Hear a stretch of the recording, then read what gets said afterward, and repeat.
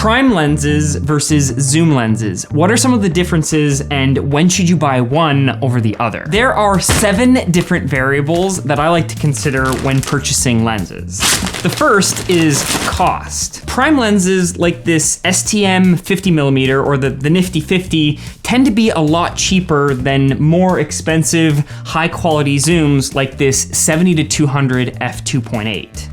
But you can also get more expensive zoom lenses that tend to be a little bit higher quality and tend to come at a more expensive price point. But if you're looking to save money, there are a lot of inexpensive prime lens options. Versatility wise, zoom lenses are a lot more versatile, meaning if you don't know what you want, it's gonna be better to go with a zoom lens so that you can zoom in if you need to, or zoom out if you're backed into a corner and aren't able to get a wide enough field of view.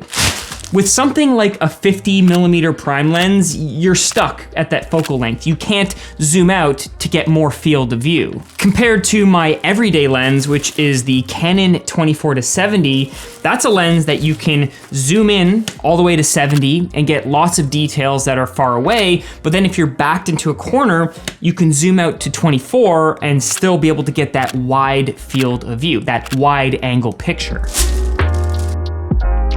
Optically speaking, prime lenses are a little bit better quality because there's not as many components inside of the lens. Like if you look at a diagram of this 70-200, there are a ton of different elements and moving components and motors that just make this a little bit more susceptible to things like vignetting. That's when you get a dark circle around the edge of your photo. They also tend to be a little bit more susceptible to chromatic aberration, but this is a high quality lens, so it doesn't have as much chromatic aberration. And then things like optical distortion. This lens, because again, it is an L series lens, tends to be really good in all those departments compared to something like this, which is, I like to call the STM lenses. They're the more affordable prime lenses, like the 1.8 prime lenses. And 1.8 refers to the aperture. With these guys, these are f2.8 lenses. So if you ever hear anyone talk about the holy trinity of lenses, you've got the 24-70 f2.8, you have the 70-200 f2.8,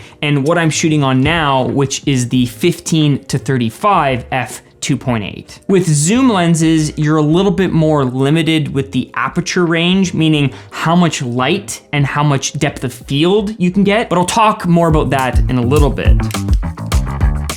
When you compare something like this 24-70 f2.8 L series lens to one of these STM lenses, these L series lenses do have better, faster, quieter autofocus versus these less expensive, STM 50mm or 35mm lenses tend to be a little bit more noisy with the autofocus motors. So if having a lens that is absolutely silent is more important to you, then you may want to go with a high quality zoom lens or just a higher quality lens overall.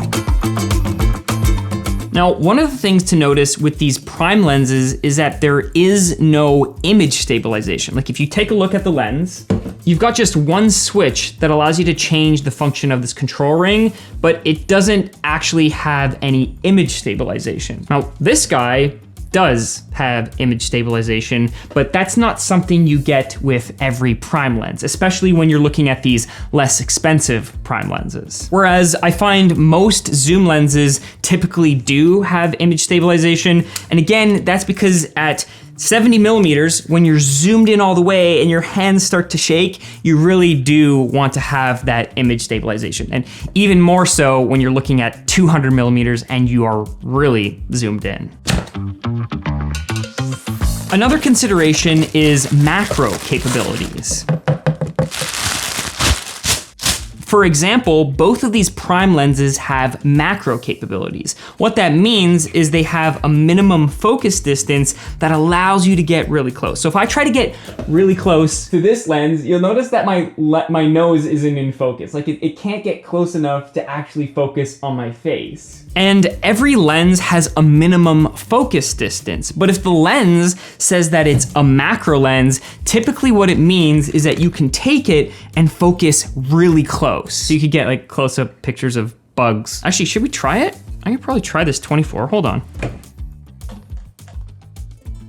Like that is the STM24 macro. I don't know if it's focusing because I can't look at the screen. There we go, it's got my eye. It's a lot closer than the other lens.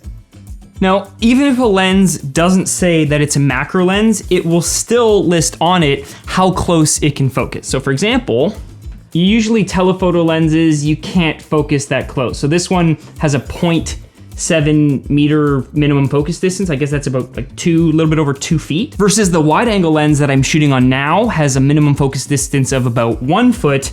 And then the 70 to 200 RF is actually variable. So the minimum focus distance changes depending on how close zoomed in you are. But by far, the biggest consideration when you're looking at prime lenses is the aperture setting. Now, because these lenses are more simple, they don't have as many elements, they're actually able to have a wider aperture and still be relatively small. Like if you tried to design an f1.8, like these are all f aperture 1.8 lenses, if you tried to make a zoom lens that was 1.8, it would be absolutely massive, it would be heavy. So these guys, because they're optically simple and they have that aperture of 1.8, it allows them to let more light in. So if you don't know, the aperture is actually a setting of your camera lens, and you can kind of see it when you look through there. There's all these little aperture blades, but essentially what it does is it either opens to allow more light in, so a lower aperture number like 1.8 would be when it's fully open,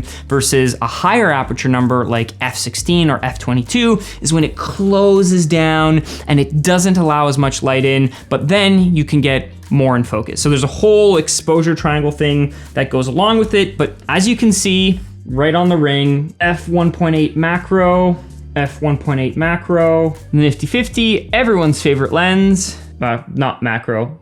Most high quality zoom lenses like these L series lenses max out at f2.8. That means they go as low of an aperture as f2.8. They can only open that wide. My plan, because recently I've been doing a lot of low light photography, is to use these for that. So having a 24mm is super handy if you're doing like astrophotography or late night street photography, because you can get just that much more light entering your camera. So if you found this helpful, this kind of mini breakdown of prime versus zoom lenses, let me know. Go ahead, leave a comment down below if you want to see samples from these lenses. Again, I literally just unboxed them, so I haven't shot anything with them, but I do have some other 24mm lenses and the 50mm lens, which I've shot a whole bunch of f1.8 photos on. If you want to see those in a future video, let me know.